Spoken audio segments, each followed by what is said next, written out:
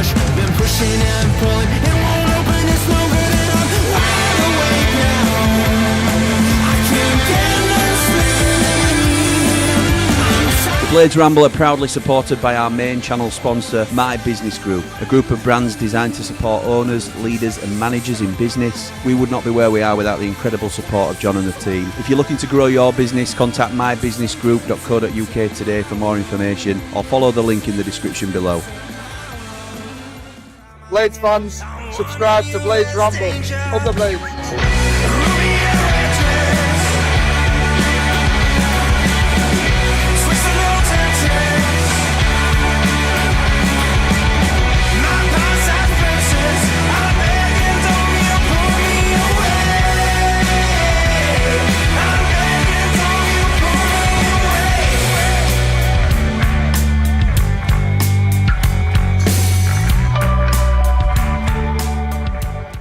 What is happening, Blades, and welcome back to the Blades Ramble. I am, of course, Jimmy, and this is your countdown to kickoff. This is also live stream 4 of 4 today. Absolutely ludicrous schedule. It's been a bit of a perfect storm. Never really a good thing to do that to your channels, but it's all come together quite quickly because there's such a quick turnaround in games. So we were live earlier with the 10K celebration. Thank you to everybody again for joining us with that. We then had hot off the presser at around 3 o'clock because he had an half-2 press conference today. We talked everything that Chris Wilder were discussing during that press conference. And then we've just been live with Yorkshire's Finest with Callum Fowler over on Ramble FC. So thank you to everybody that's jumped on and joined us all the way through. I'm sure you're sick to the back teeth of me. So away from what we'd normally do on Countdown to Kickoff, where I talk you through what were the last Blades 11, what's my team, what's Chris Wilder's team, what's the opposition breakdown, what's my score prediction. We will get to all of that. But just to freshen things up a little bit, I've invited a guest who's near and dear to the channel, and he's, I think this is certainly his first live appearance on the channel. I think we have seen him in clips. You'll definitely know him, but one thing you may not know, and I've spoken about this before on stream, he was a huge supporter of us when we went through a really difficult patch with the channel being deleted. This man was leading the charge, really, trying to rally the troops and get everything sorted out for us while I were running around panicking. He was keeping my head screwed on. And to say we'd not really worked together that much at that stage, I think it just shows the type of person he is. But I want to welcome in, very proud to welcome in, Matt SB. How's it going, pal? What is happening, Blades? What's happening, Blades? Yes, that's what you said before as well, I think, isn't it, on the stream. So, yes, how are you, mate? Welcome to the Ramble. Yeah, I'm obviously great. You can see Coventry City sat at the top of the championship table, can't you, Jimmy? First of all, yeah, I'm going to echo, well done on 10K, Jimmy, because Thank you. Do you know what? Jimmy obviously says was very helpful, but I'm sure Jimmy would have done the same because last year I had a similar thing happen with my channel where I got demonetized. It's not even quite as bad as yours, Jimmy, but yeah, we stuck together, and fair play to the viewers as well, because it went viral on Twitter, the appeal, and we managed to get it sorted. And it's good to have Blades Ramble back, and good to see you past 10K now. So yeah, thank you, mate. Thank you. Just got to hope Sheffield United can start improving. I'm sure we'll come on to that, mate. But make for a perfect storm, eh? We don't have to come on to it if you want. We could just talk Cov tonight and celebrate how you're doing, mate. So what do you? First of all, because I'm not going to keep you long, I appreciate you're a busy man. You've got loads of things to be doing, but so I'm going to talk to you about Coventry first and foremost. How is life at the top of the table? Frank Lampard. Look, from an outsider point of view, Mark Robins, absolute legend at Coventry, did a brilliant job with you, building you up through the leagues, and known to be very good at championship level. It felt like a matter of time from the outside looking in. When that Mark Robins change was made, were you a little bit nervous, or did you feel it was the right time? What were your thoughts when Frank Lampard rocked up at the CBS? Yeah, I mean, if you go back to my video 11 months ago when Robins was sacked, the first thing was shock, just because he'd been the longest-serving championship manager at the time and the longest-serving Coventry manager in my lifetime, and it'd only ever been success. Don't get me wrong, the start to last season was poor given the expectations, and obviously we saw that we could get better under Frank Lampard, but because of the credit in the bank, Jimmy, it was just so hard to let him go and to say goodbye. And it's a bit like when Chris Wilder went the first time, do you know what I mean? He's brought you up through the leagues, and Yeah, most Coventry fans, I think it's fair to say, weren't quite there with Doug King. But Doug King, the owner, came out straight after, did a press conference, said, look, I know how you feel. This is the plan. Look, this is why we've done it. There was a fallout between him and AD Vivash, the assistant. Yes, I was going to ask you about that. I was going to ask you because I didn't know whether that was, some people felt that Vivash leaving sort of coincided with your downfall and maybe he was a bigger part of the success than he'd previously been given credit for, maybe. Yes. At the same time, we always started seasons slow. So I suppose we'll never know if Robins would have turned it around last season. But there's certainly lots of disgruntled fans this time around last season, just because there was a feeling that, right, we've got to start this season fast. There's no shenanigans, because in previous seasons we'd had problems with the pitch and all sorts. So there was no excuses for starting slow. And like I say, look, at the time, I'll put my hands up, I wasn't on board with the Robins getting sacked. I was at a point where I was like, this isn't good. I think he does deserve to come under some pressure, but at some point something's got to give. And Doug King made the decision, and I can only wish Mark Robins the best. You know, there's no hard feelings from where the Coventry fans are concerned. I hope he still looks back on Coventry as a fond time and doesn't. Oh, I'm sure he does. Yeah. Dwell too much on the ending. And really pleased to see him doing well at Stoke. You know, it proves what a good manager he is, and it proves to those that said, "Oh, he's nothing without Vivash," that he is still something without Vivash. And to be fair, Vivash as well, I'll give him his credit, because he's gone up to Middlesbrough with Rob Edwards and he's doing a great job. So it's interesting to see the three of us at the top of the table, like the Coventry trio. But I'll be honest, so pleased for you. But I don't know. It's our turn, Ginny. It's our turn, Ginny. Mate, I know. We always start slow, but yeah. I mean, look, I was never too sure about Lampard coming in. I wasn't against it. I was just so uncertain. I think it's difficult to ignore all of the media sort of hate on him. Oh, it turned out terrible at Chelsea. It didn't work out at Everton. He only just about hit par with Derby. I thought it wasn't necessarily fair. I thought, by the way, he's a great player, of course, one of my sort of childhood heroes. But yeah, you know, we all gave him the chance, and took a few games. There was like a 4-1 defeat to Portsmouth where I thought, oh, this is dreadful. But we obviously got going and went on a crazy run to get into the playoffs. We'd done that before under Robins, but yeah, Lampard deserves credit. And then this season, Jimmy, I mean, he's getting a different tune out of players that Robins just never could. Like Brandon Thomas Asante just looks a different animal. And then you've got Victor Torp, who's been incredible as well. One of the best signings has got to be Carl Rushworth coming in, the goalie from Brighton. And I think the thing that's really helped Coventry this time is not a lot of churn in the summer, just a bit of fine tuning. Whereas you look at the relegated teams, quite a bit of movement, managerial movement, maybe not at Ipswich, but still a lot of players going in and out. And we've capitalised on that. And we've just got to try and get all the points in the bank early on, because I still suspect we're going to see a lot of teams that are in the bottom half start to rise. Yeah, I agree. Well, I hope so. Anyway, because we're as one of those bottom half teams that are really struggling, I'd like to think that over the season we can start to show a little bit of form, and maybe where look, this league is never easy, and you've got to respect everybody in the league, and we're in a pickle at the minute, and we need to focus on getting out of there before we can think about anything else. But just going back to Lampard's appointment, I remember watching you at the time, and I don't think you're giving yourself enough credit really, because I think you're quite similar to what we try and look at. We try and look at all sides of the situation, but the positives of the situation as well. And you were quite, look, it's going to be Lampard, so we're going to get behind him, and we're going to hope that he can do the best. And that's the best way to approach it. I think we tried to do the same with Ruben Sayers, and it just all went to pieces, unfortunately. But I think you've got to get behind the club, haven't you? Doug King's obviously gone from strength to strength now, purchased the stadium, and the feel-good factor at Coventry is off the charts at the moment. Obviously, a little wobble against Wrexham on Friday night. But from a Sheffield United perspective, that scares me, because I think you're now a wounded animal. After starting like a house on fire this season, you've now been, a bit of a sucker punch to you. And I was watching your live stream, and again, for those, I've said it to him off air, but Matt was encouraging. I was in the live stream and commenting, because I enjoy watching Matt's stuff anyway, and he was dropping links for the Blades Ramble to try and get us over that 10k barrier. So that just shows what kind of a guy Matt is. But I couldn't believe the turnaround, really, in terms of what happened to Coventry on the night. So you are beatable. That is what I take from the game, but it's just how you're going to react going into it. So we'll have to wait and see. So this is where I get a little bit nervous, mate, because normally I would blagged my way through this as if I've done loads of research and I know exactly what to expect of the opposition.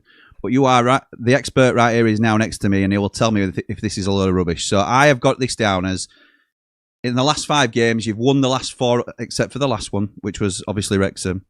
Obviously, we know the manager. I've got your key man down as Jack Redoni, and I've got you down as playing a 3-4-2-1. Is that right? Not necessarily. We've been playing 4 at the back. We have changed it in a couple of games, to be fair, Jim. So that has been the formation a couple of times. But we play with the 2 centre-backs, which have been Thomas and Kitchen. Do you know what I think I've done, though, Matt? I think I've not changed the formation from Derby. Oh, right. That's what's happened. I've changed the colour and not the formation. So welcome to the Ramble. This is how we roll. I was a bit confused. I was going to say... Don't worry, mate. I appreciate you trying to get me out of the hole as well. That, again, shows what a nice guy you are. But I've not changed the formation from the Derby game. I've just changed the colour. So there you go. There you go. So you won't play that. What formation are you going to play? We'll take this off screen. We don't need this on screen, do we, mate, when it's all wrong? What formation are you going to set up like on tomorrow night? Well, it's like a 4-3-3 with 2 of the centre mids sitting back, which have been Matt Grimes, by the way, who's been such a good signing. What a steal, by the way, that was from Swansea. I know it was. Daylight robbery, that. And then we'll have one of the midfielders sort of playing just behind the striker. So it's almost like a 4-2-4. We've got like 4 attacking options in the starting 11. It's usually Mason Clark, Wright, Sakamoto and Thomas Asante. So it'd be like a 4-2-1-3. Just some of those names. Sakamoto playing well this season as well. Like Brandon Thomas Asante, breakout season really. He's always shown glimpses, hasn't he? But he looks like he's really putting it together this year. I think we did a show on football therapy on Ramble FC called Football Therapy last week, and we looked at some of the championship so far. Basically, he's ranked as the best player in the championship so far because of his goals and assists. I think it's off the charts. So. Yeah, it's a real tough task for Sheffield United going into this game. Before I let you go, mate, I've got to ask you for a score prediction. Sorry, Jimmy. 2-0 Coventry. I haven't really had a chance to speak much about Sheffield United. Actually, I'll try and get your opinion. Do you have to? Well, I know the Sheffield United fans watching will already know, but Jimmy, share with me what is going wrong. Because from the outside, Sellers has come in. It's just not worked. It's a disaster. Obviously, like the first game, I thought the warning signs were there, not just the result, but, the dressing down of the players. Yes. Obviously, Hamer's been out of the team here and there. I said at the start of the season, by the way, that Kiefer Moore would be a bit of a loss. And I did have some Sheffield United fans giving a bit of pushback to that. But you look at what he's doing for Wrexham. I know he wasn't Sheffield United's best player last season and he made the mistake in the final. But there's Anel who went out. And Cooper, he's not the same player this season as well. Do you know what? I'm the only thing I'm worried about tomorrow is Callum O'Hare. Callum O'Hare. I knew you were going to say that, yeah. He's the X factor for us because at the moment he's playing very well in a largely very poor side. So everything that you've mentioned is right. Michael Cooper looks a shadow of himself. Unfortunately, at the moment, we know how good a goalkeeper he can be, and I would have gone to task with anybody last season saying that he was the best goalkeeper in the league. Obviously, it was between him and Rushworth this season as to who was going to. Rushworth's then come through now and playing really well for yourselves. At the time, there was different goalkeepers that you could have talked about, but Johansson's now always in the mix for that. Cooper's way down in terms of the form charts, but we're playing Tanganga at right back, who's our best centre back because we haven't got a right back. It leaves McGuinness and me in the middle who are very slow and don't anticipate necessarily very well.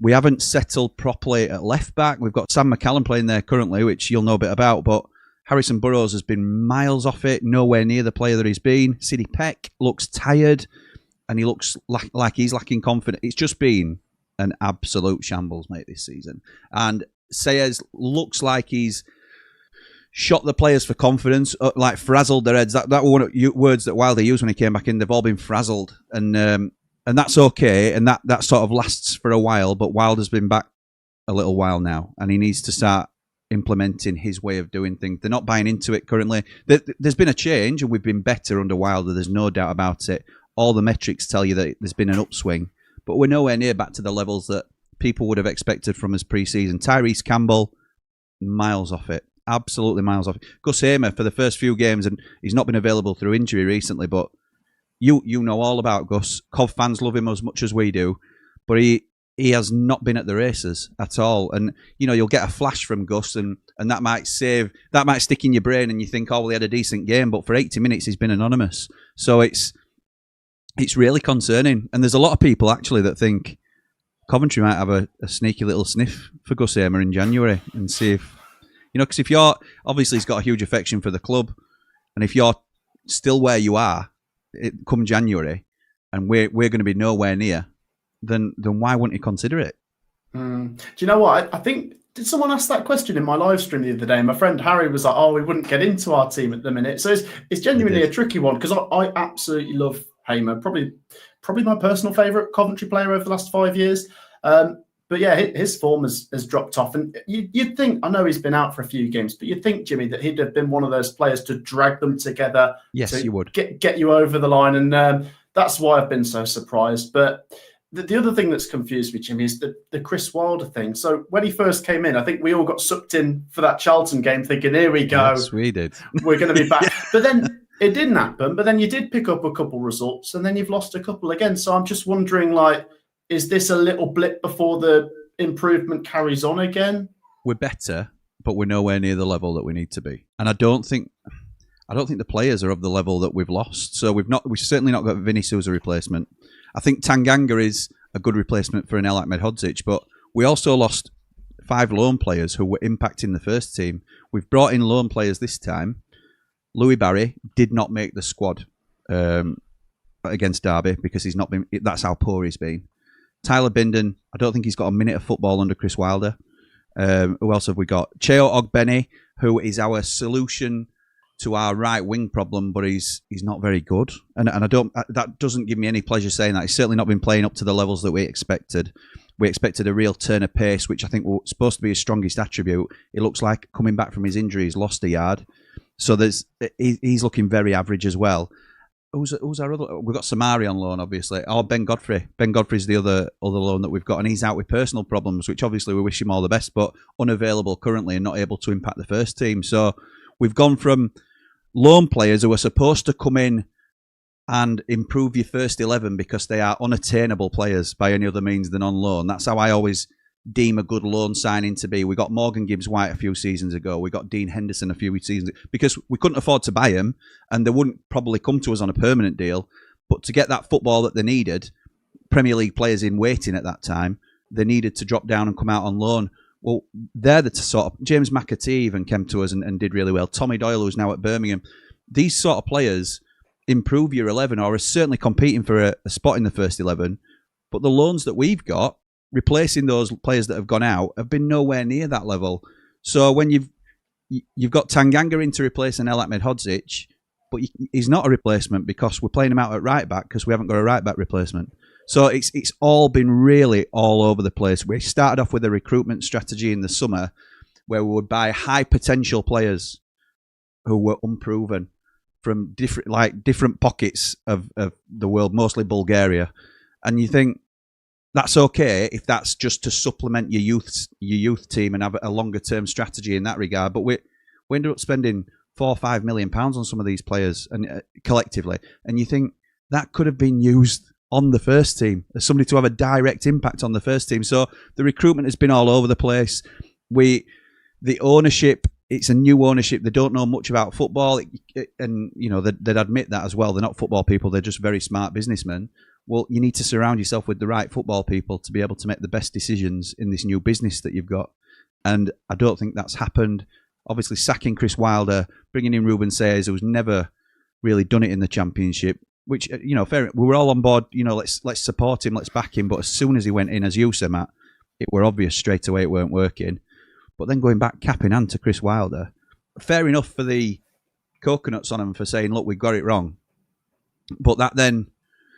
he has got so much leverage now as Chris Wilder as a manager, and that suits me because I think he's the right man to turn it around. But I think it's a much deeper, much more ingrained problem than we initially thought. So there's a lot of work to do. I think we will end up this season will end up petering out on us. I think we'll be safe. I think we'll have enough to be safe, but I think we've just let too many games slip by to even put a late playoff charge. Somebody, I think it was Claire, the Coventry fan, that put in our comments the other day that couple of games back it was, but don't worry, you're on the same points as Cov were this time last season. After that many games, whether it were 10 games or something like that. And obviously Cov finished in the playoffs because you had a remarkable turnaround. Well, that does give you a little bit of hope when you hear stories like that. There's always the Nottingham Forest example under Steve Cooper, but that Coventry example... To be fair, Jimmy, do you remember the season you made the playoffs and you actually lost? That was when you lost to Forest, but you started Heckingbottom, and do you know what I mean? So, 17th, yeah, that's right. And that was as far as November, I think. Who was the manager at the start of the season? Remind me. Slavisa Jokanovic. That's right, yeah. So, yeah, Heckingbottom came in, and you were what, bottom half, November, December? 17th we were, yeah. It's still possible, Jim. And we said before we started recording this that this is the most open and unpredictable championship I've ever seen. No matter what happens this season, I will still love this league because I think it gives and it takes away in equal measure, doesn't it? And you've experienced disappointment. I thought last season you were very unlucky in the playoff semis. I thought we were very unlucky in the final. But you don't take away from Sunderland. They've got it. They've gone on and the sliding doors moments that didn't quite work for our clubs. They've gone on and capitalised on that and look now to be wrecking a real fist of becoming an established Premier League club. And fair play to them because there were no foul play or anything like that. They were just you feel a little bit hard done by as probably the better side in the tie. Ultimately, all that matters is who scores more than the other team, isn't it? So. Coventry are trying to do it the traditional way this time. Don't take it to the luck of the playoffs. Let's just go and blast every team out of the way and take this title. And mate, there's a part of me that really enjoys seeing stuff like this. Obviously, my club's suffering because of it. But to break the mould of just parachute teams being at the top end of the table, I think it potentially opens up a much more competitive league overall. Because if yourself, Borough, and another go up instead of the parachute teams or Sheffield United, then that's more powerful teams to get into the mix of the bubble of the Premier League / Championship, isn't it? Yeah. I tell you what, Jimmy, you're probably just enjoying it because Sheffield Wednesday are still bottom, aren't you? But I'll always enjoy that. And I think they'll go down this season. What I am doing though, mate, I'm dreading the derby. The derby's round the corner, and I think Where is it? Hillsborough. The first game's at Ramble Lane, I believe. I'm just going to check now, and you were going to ask me, and that's put me on the spot. But it's at Hillsborough. Yeah, sorry, the first game in November, and then we go to them. Is it February? I think it's like 21st of February, something like that. So you'd hope that we'd have a change in fortunes from January, but this one round the corner, going to Hillsborough, is just. I hate these games anyway. I know Cov haven't. It's a strange one with Cov because you haven't got really a direct fierce rival. Would you say Leicester are your closest rivals, really? Yeah, they kind of. We've kind of been paired up together. It's weird in the Midlands because like Villa and Birmingham is a big one. Then you've got Forest and Derby, and it's like Coventry and Leicester are left. I personally am not like a zealot. I don't like look at all their results and go ha ha. But like when it comes to Derby Day, I can get up for it. Like. Yeah. We just spent so long not near each other though. Like Leicester City were winning the Premier League when we were like in League One and going down to League Two. So it kind of feels like we were worlds apart. It's great to see us like back on a level playing field, and obviously we're above them in the table now. But I mean, before I was born, Jimmy, when Coventry were in the top flight for a long time, I think Coventry and Villa had a pretty fierce rivalry. I tell you what, Coventry and Sunderland's an unusual one as well. There's a lot of bad blood there. I know it's not a one that works geographically, but Jimmy Hill in 77 basically delayed a game. Coventry saw the Sunderland result. We played out a draw. They got relegated. They've hated us ever since. Oh, nice. I love stories like that. Just random rivalries because of one incident, one season and stuff. Yeah, it's great. And that's what it's based on. That's why we love it. But, mate, are your boys the real deal this season? I hope so. I think there's two reasons why I'm feeling that way. One is that we've been really good, and it's not that the results are unsustainable. I do think recently there's been a little drop off, and I think we deserve to lose to Wrexham. But when we beat QPR 7-1 and Derby 5-3, they were games we deserved to win by that many goals. And then the other thing is just how the teams that have come down are struggling so much. You know, like I said earlier, if you can really open up that big gap over Ipswich and Leicester, you've got a lot of margin for error. We can lose a couple of games and we'll still be top. So I do think this is our year. And I don't say that every year, by the way, for anyone who's just I know you don't. It reminds me a little bit, and obviously it's a daft comparison in a way, but I know where I'm going with it. When Sheffield United finished 9th in the Premier League under Chris Wilder, we stacked a lot of our points early doors. And that sort of took us away from relegation trouble. And it lifts the pressure on the side. And I think Coventry have stacked a lot of points early doors. So you're not going into every game chasing the game. It's a different mentality, I think, in terms of you can relax a little bit, but your favourites and you're confident because of how well you're playing. So I think it's great. I think it's a breath of fresh air for the league. I wish it was us, obviously. Every club at this level wishes it were their team up at the top of the league, or at least fighting it out for the top of the league. But I don't mind it being the teams that aren't always there. And I assume Cov fans are quite happy for a Cov first, Stoke second finish, I would have thought. That'll be the rhetoric, I would have thought, wouldn't it? Yeah, that'd be great. But like I say, I mean, Coventry and AD Vivash have a good relationship. So we sort of Coventry and Middlesbrough have a strange relationship. I don't know if you've seen on Twitter, but it's like we're sort of lovebirds. Young's loves young dream, because we've just had this sort of like history of always finishing right next to each other in the table and always just missing out on promotion. So I don't mind. Look, the point you made, I'm actually happy to see any non-parachute team getting promoted just because it changes things up. My priority is Coventry go up, but say if Millwall won the playoffs, that'd be great to see, wouldn't it? Yeah. Can you imagine, Jimmy, all the London derbies, like Millwall v West Ham, Millwall v Palace in the Premier League? I think that'd be great. Yeah, it would be good. It would be good. I'm going to let you go, mate, but I'm just... Oh, hang on, Jimmy. Before I go, mate, I've got to push you for a prediction. What are you saying? Oh, okay. I've got to. Whether I believe it or not, I think we're good enough. I think we're good enough to get a point. Yeah. But I think if that's me heart ruling my head, I think, to be honest. Yeah, and look, Jimmy, even though I've gone 2-0 for Coventry, I don't think any Coventry fans are under any illusions as to the quality of this Sheffield United team. And if you score first, the game could go in any direction. We've seen this league, Jimmy, where Charlton have rocked up to Ipswich and won 3-0. So you just never know in this league. But that's true. We've got to score first for us to win. I think you could really frustrate us if you score first. Coventry v Sheffield United, to be fair, is a bit of a grudge match, isn't it? It's always sort of like high stakes game. I remember tough obviously games. Going to Bramall Lane towards the end of last season, and you guys were much better than us. But at the CBS earlier in the season, I thought we played quite well. But then you had the red card as well. So I think there'll be a couple of goals at least. So yeah, looking forward to it. Yes, me too, mate. Me too. So thank you so much for joining us, mate. Very much appreciated, and we'll catch up with you soon. For those that aren't already, please go over and check out Matt SB's YouTube channel. How many subs are you on now, mate? 115, 116,000? Something like that. Incredible numbers, and well-deserved, mate. Keep up the great work, and I'll catch up with you soon. Cheers. Cheers, pal. Top man, Matt SB, as I say, long-time supporter of the channel, really, and we don't get to do much together, and hopefully that may change in the future, because a real top lad. So... Right, let's get into some of the comments from you guys tonight. Paul says, Sky Blues 0, Blades 2. That's very optimistic. Goals by Callum O'Hare, we will win. Big 3 points, Jimmy, mate. Up the Ramble, up the Blades. I hope you're right, pal, but respect the opposition and all that. Brett says, Cov will attack us and risk being caught, so we'll score a few, but we need to be defensively strong against a good attack to stand a chance. Blades win 2-1, if not more. Up all the Rambles, up all the positive ones. Terry says, Chris won't change, but here goes with my 3-4-1-2. Cooper, Tanganga, McGuinness, me. Sariki, Peck, Davis, McCallum, O'Hare, One, and Campbell. Right back, maybe the RB, maybe the other options. Really enjoying the shows today. Up the Blades, up the Ramble, like and subscribe. Well, Terry, because you've gone with your team, let's think about...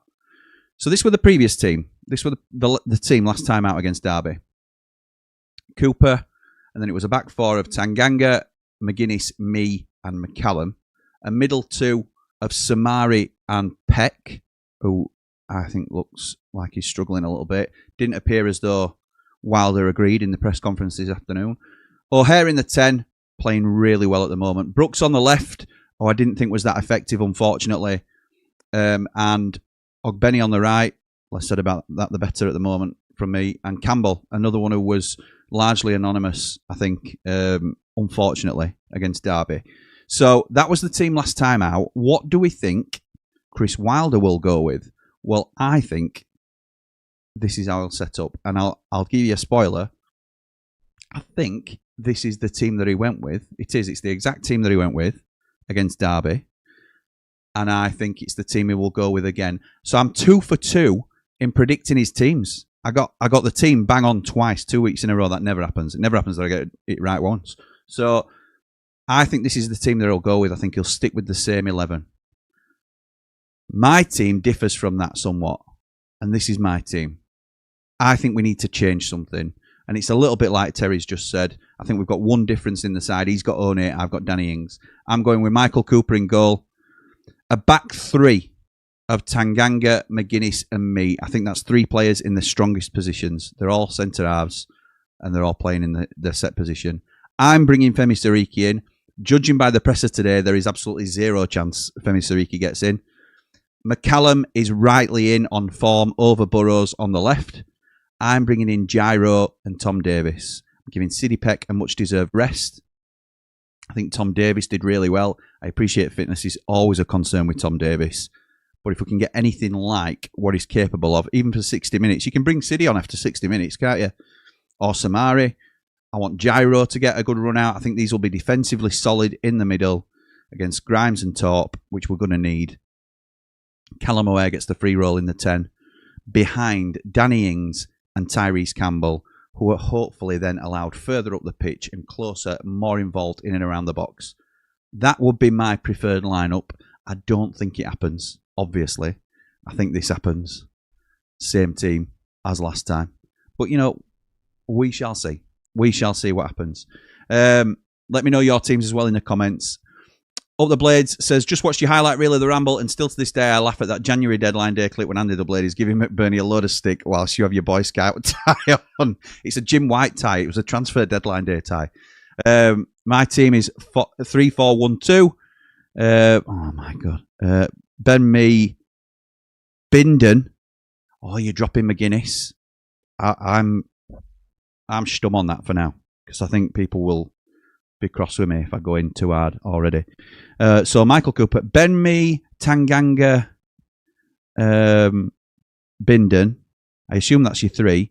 You've got you've got McCallum left wing back, Ogbenny right wing back, Sidney Peck and Samari, Callum O'Hare in the 10, Ryan One and Danny Ings. Sorry for the abbreviated names. I give Bindon a chance, not seeing him in a back 3, which I think he played at Reading. I wouldn't be against it. I won't be against Bindon coming in for McGuinness. My prediction is 3-0 Cov. Oh, no, mate. Oh, no. You might not be wrong, though. Lewis says, evening, pal. Just caught with a hot off the presser, and I thought the point about winning duels and second balls was interesting. I agree with you. I didn't feel like we were on top of that. If the data shows we won a lot, then where did we win them? In less progressive areas or under less pressure? Data can be deceiving. Correct. Tomorrow, I would like to see us switch to a 3-4-2-1 to deal with Cov, Cooper, Tanganga, McGuinness and me. Siriki at right wing back, Peck, Gyro and Burrows, O'Hare and Brooks behind Ings. Interesting. Remember to like and subscribe to the Ramble, folks, and support the best Blades community around. Join the Plats. Thank you, my mate. Tom says, hello again, Jimmy. 4 for 4. Proper Rambler, that, mate. Well done. Joined us for all 4 streams because he's commented on all 4. So thank you, Tom. Been seeing quite a lot of talk about Callum O'Hare already wanting to jump ship today after someone mentioned it this morning. Unbelievable if that's true. I think this has been misconstrued. I think this has been lost in translation. And I may be way off here. But there are rumours, and these I'm talking about unfounded, unsubstantiated rumours. Nothing that we're reporting here, but there are rumours flying around that I have seen that I know nothing about whether it's true or not, that COH, the company, are potentially considering selling Sheffield United on because it's been a disastrous tenure so far. COH, want out or wanting out, can also be abbreviated to something else. You've abbreviated it here, Tom. COH. He wants to jump ship. Hang on. You might even mean COH. Some people have been saying Callum O'Hare wants to leave. So this is what I mean. I think things get lost in translation this way, in the abbreviations. So some people are concerned that Callum O'Hare wants to leave, because I've had messages about that today. I'm not sure that that's the case. I've certainly not heard anything about that. COH, the company, are touted around. There's rumours flying around that they're interested in. I think that it's been widely accepted that they are interested in further investment in the project, which would obviously dilute some of their existing shareholding, but give more finance to the club.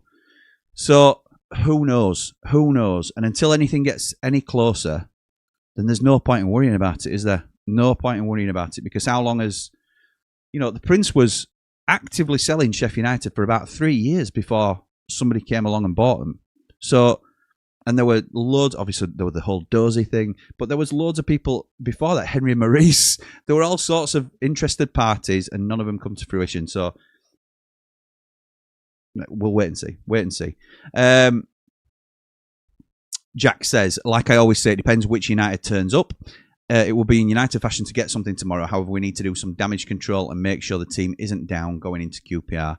And the Wednesday game, in my opinion, if we don't pick up 6 points in the next 3 games, it's worrying. I'd rest Campbell and try Ings and One together. I want to see us adjust to counter other sides, because right now it seems to just stick with one plan and teams are the ones punishing us. I think we're so predictable, Jack. I think we are so predictable at the moment. Sheila says, hiya, Jim. Here we are again. Absolutely. We are back again. I know you have your doubts on McGuinness, but me has not really impressed. I agree with that as well. I agree with that. Thought it would be a leader. Not worked out that way, I think, is where you're going with that. That way. I agree. There we go. Not worked that way.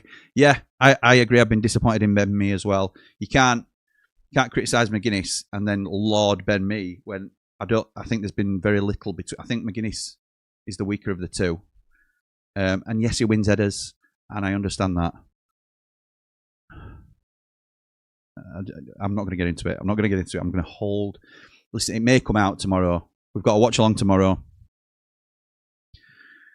We have got to watch along of the game tomorrow, and it may come out there. John says, if I was manager, and I've been one, starters would be in a 4-5-1. Cooper, Shackleton, Japhet Tanganga, Mee, Burrows. That's your back four. So you're dropping McGuinness and Shackleton comes in.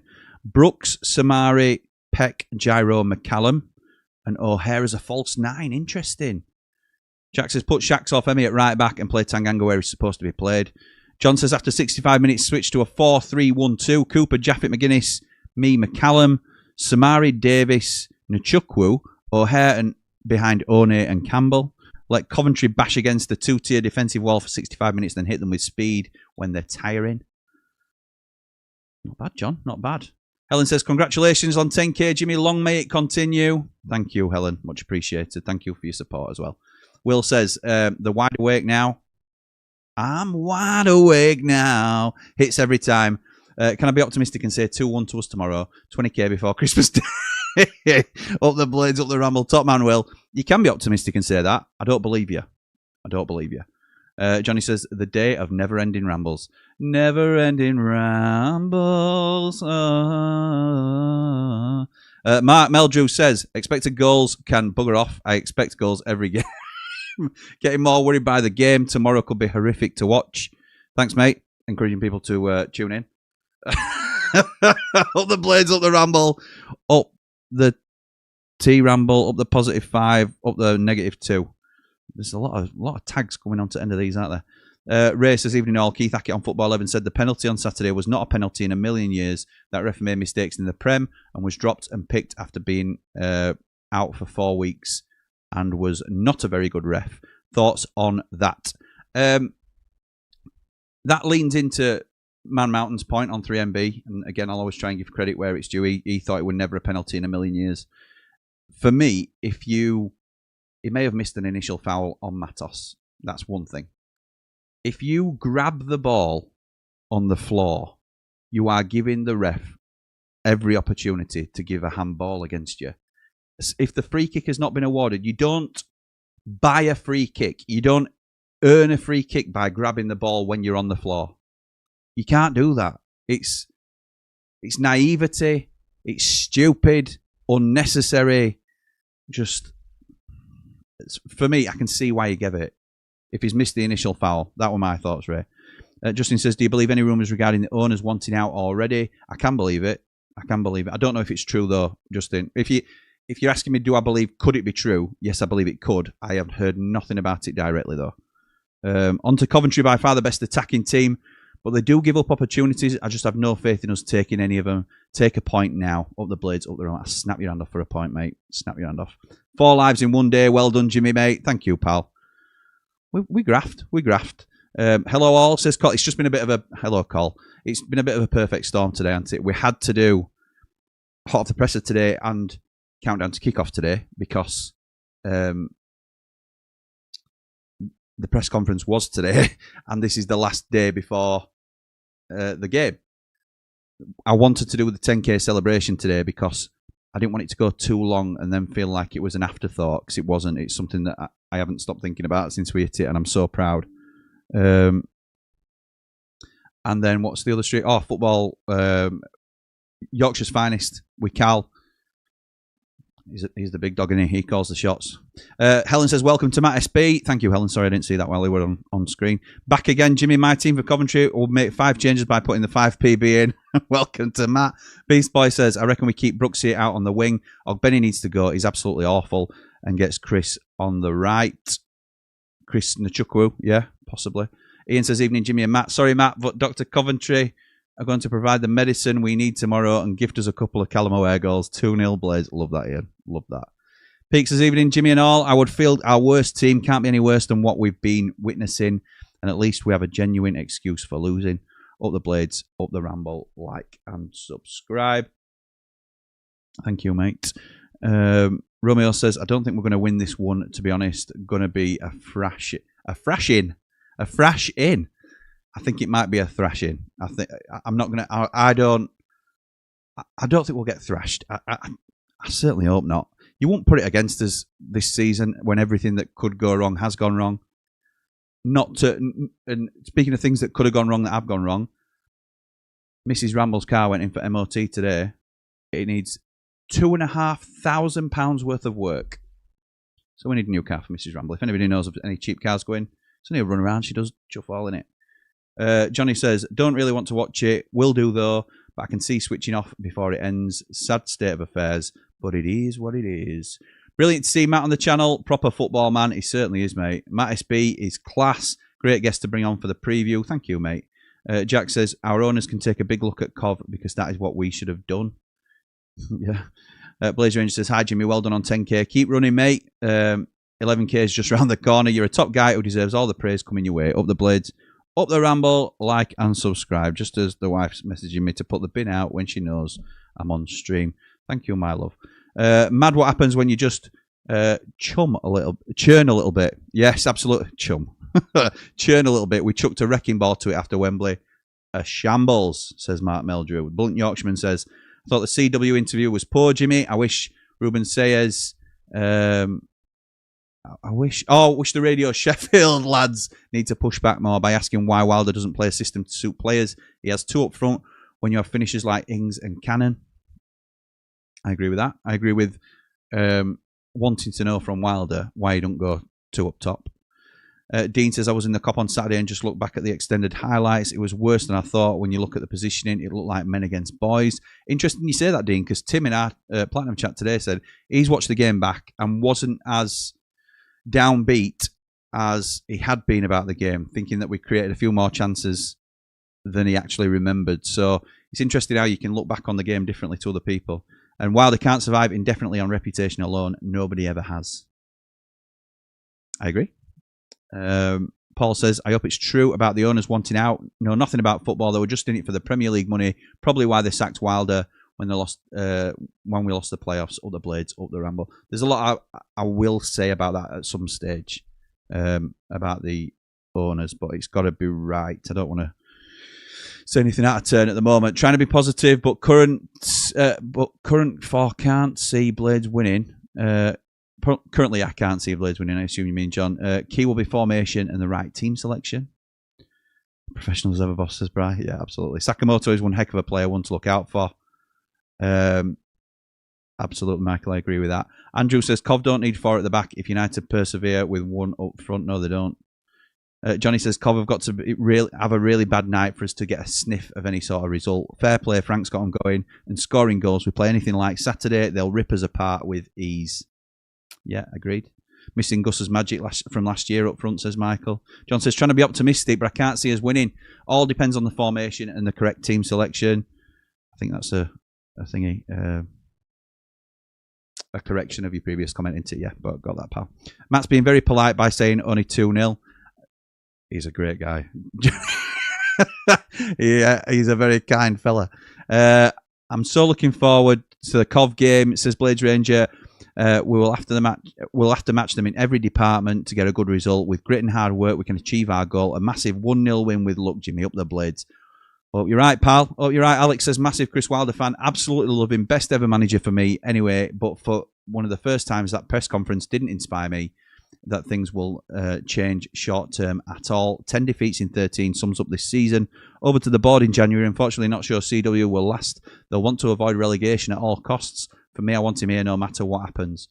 That will be a divisive comment, Alex, I think. And that fair play to you. I love that you are comfortable coming on here and saying that. For what it's worth, I don't think they'll sack him. I think they'll try and back him in January, and I think he'll pull us away from problems. Whether we will be happy with that long term, I'm not sure. It depends if we can see distinctive, marked improvements in the way we're playing and the players that we're bringing in. Wilder hasn't had a window yet. He's had a few games to turn around this collection of players. It's not a team, is it? It's not a team by any means. Johnny says, we ain't been that much better. Shipped 6 goals in 2 games. Any green shoots of improvement were blowtorched off the pitch on Saturday. Wilder's arguably got a harder job now than when he came back. Wow. Great stuff from Matt. Always welcome. Always a pleasure. Yeah, it is, mate. It is. Bryce says, please like, subscribe and share the wonderful Blades Ramble. The best on the net. Let's now get to 11k. Thank you, mate. Brand says, just can't predict this one, Jim. I just don't know which Sheffield United will turn up. We certainly have the quality to get something. Meant to ask earlier, did your OK jersey shirts arrive? Yes, they have. Yes, they have. They are going to make their debut probably tomorrow. I can't debut them on a watch along, can I? But yes, they are fantastic, by the way. Really, really good. I'll be modelling them at some point. Probably to a bit of right said Fred, if people fancy that. Bryce, Tom says, like that team, Jimmy, needs to try changing something to get a tune out of the side. I think that's the reason for it, Tom. It's got to be some sort of change on it. It's got to be a change for me. Bryce says, send it to CW. Ben says, evening, Jimmy. Tough one tomorrow. We're low on confidence, slow tempo on the ball. Tempo's non-existent in it. Quality in the final third and reluctant to change the current system. We probably win 3-0. Up the Blades, up the Ramble, like and subscribe. Thank you, mate. The universe works in mysterious ways. 1-0 United, says Simon. Love that. Tom getting told off for using all caps. Great guy, Matt. Love their channel and the championship prediction, says Ray. Yep, me too. Me too. I said Sayers would take down at the start of the season, says Andrew. I said transfer window was poor. United have a very poor side. Wilder is the right man, but we need a transfer window. Colin says, as a Cov fan, well done, mate. You're on 10k. Thank you, mate. I will wish you luck for the season from Wednesday onwards. Brand says, I hope the owners do sell us. I haven't heard a peep from them since they took over. Meanwhile, the new Brunt owner sits in the away end with the fans. COH are clueless. Couldn't run a bath, this lot. JB Leeds says, hiya, Jim. It's very sad this to see you are going to start thinking about relegation.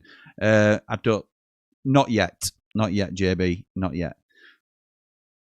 It's not off the table by any means, but certainly not yet. Flyover Fred says, Cov was so open against Wrexham, just hit them on the break. You've got to move quickly to hit teams on the break, Fred. We do not move quickly. Something has to change because it's upsetting to see United this way. Said it last night. The most Sheffield United thing to do is to win here, says Bry. Andrew says, disagree with Jack. We shouldn't be countering other sides. We should be making other sides worry about us. Completely agree with that. We should be pushing our game onto other sides and making them worry about us. But we're so far away from doing that. Chris says, hi, Jimmy. Hope you're well. Congrats on 10k subs. Thank you, Chris, one of our Platinum Ramblers. As long as Tanganga and O'Hare start, the rest is a lucky dip. Having said that, the Blades win tomorrow for sure. Up the Blades, up the Ramble. Thank you, mate. JB says, Jim, there's always time to change to a Leeds shirt, my mate. Or marching on together, all Leeds, aren't we? Never, mate. Not a chance. Ben says, real shame about Sariki not getting game time. I think Bindon deserves a chance over McGuinness as well. I wouldn't be against that. Certainly in a three-man, I wouldn't be against that at all. SLB says, I can't forget what Wilder said in his first stint as manager. Historically, the best Sheffield United teams have always played two up front. Yes, he did say that. He did say that. Two down the sides, bombing down into two forwards up front. That's exactly what he said. Let's get some of the club's DNA back and go two up top. Well said, SLB. Dean and Agana. Dean and Fjortov. Sharp and McGoldrick. I know McGoldrick were a little bit deeper, but historically, we have always done well with two up top. Certainly in my short time of watching us, because I'm only young. New owners want out. Doesn't look good, does it? Says Jack. Listen, if they do, there'll be a lot of people that are positive about that. Lee says, my team would be Cooper. So it's a 5-3-1-1. So it's Cooper. Then the 5 would be Sariki, Tanganga, McGuinness, me, McCallum, Davis, Gyro, and Samari. And then O'Hare behind Ings. So you are going for a safety first, catch them on the break against Cov. Away from home at the league leaders. Sensible. Romeo says, I hope not. I love the Blades. Don't know what you're hoping. Oh, to be honest, we have been better, but I don't think it's going to be enough to stay up. Josh says the system is already 3-4-2-1 with Ogbenny at right wing back. The issue is when we're in possession, his job is to get as high as possible and Tanganga move over to right back. I think this is why we get caught a lot on the counter as Ogbenny is way out of position. Peck has to come out for me and Davis with Jai or Samari. Okay, I disagree on the formation, but I know we have slipped and been a bit more fluid in and out of possession. I still think he's rigidly sticking to 4-2-3-1 in the transition of the play. I may be wrong, but that's what I'm seeing when I'm watching it, and I think a few are agreeing as well. Nige says, could be worse. Only had my car 6 months and gearbox is leaking transmission oil, automatic too. Not looking forward to the diagnosis and price. Yes, mate. Yes. Chris says, do we think Wilder's in trouble if we lose the next 3? Well, nobody is. You can't keep losing games and not be under pressure. So that'd be 5 losses in a row. Yeah, I do think he'd be in trouble. I don't think we're going to lose the next 3 though. I think we'll struggle tomorrow. We'll struggle. I would love us to get a point. I'm snapping your hand off right now for a point. But I think we've got to beat QPR, and then we've got to beat them lot. We've got to beat them, and that might kickstart our season. You never know. And that don't mean we're going to be a playoff side. It just means we're going to hopefully get a little bit of momentum going. Because if that doesn't do it, then what will? Eric says, if Wilder remains stubborn and doesn't change formation and sticks with his favourites, I can't see anything but another heavy defeat. Dino says, I think Wilder doesn't believe in these players. I agree. He's always been stubborn, but I don't think he believes in the players to risk changing it. And to a point, I agree. Up the Blades, up the Ramble. Yeah, I do too. There is no way. I'll be absolutely flabbergasted if he goes with anything other than 4-2-3-1 tomorrow night. I'll be delighted, but I'll be flabbergasted if he changes it. Hi, Jimmy. Says Susan. Hi, Susan. Hope you're good. Kelvin says, down with Frank. Cov fall apart every season. Surely Sheffield United will get going soon. I hope you're right, Kelv. I hope you're right.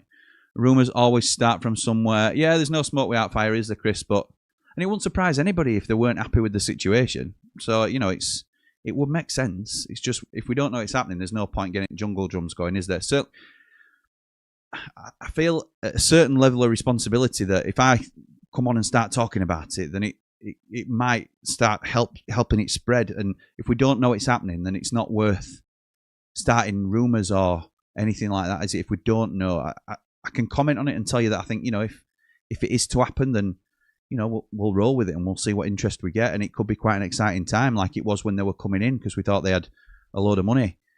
Well, it's all right having a load of money if you ain't got a clue about how to run a football club. So I always think it's potluck, absolute potluck with who you get in terms of owners.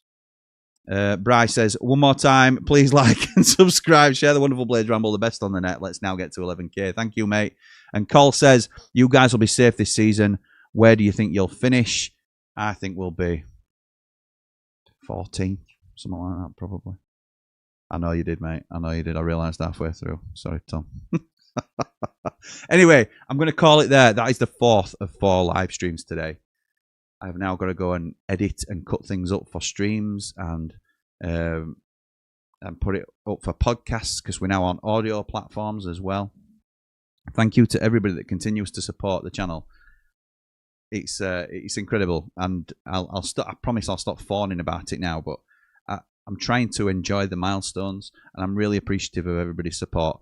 I'm looking forward to the game tomorrow, sort of, but we'll try and get through it together. Come and join us tomorrow night, 7:30, live on the Blades Ramble. We'll be doing a watch along. Hopefully, see you there. But for now, come on, you red and white wizards.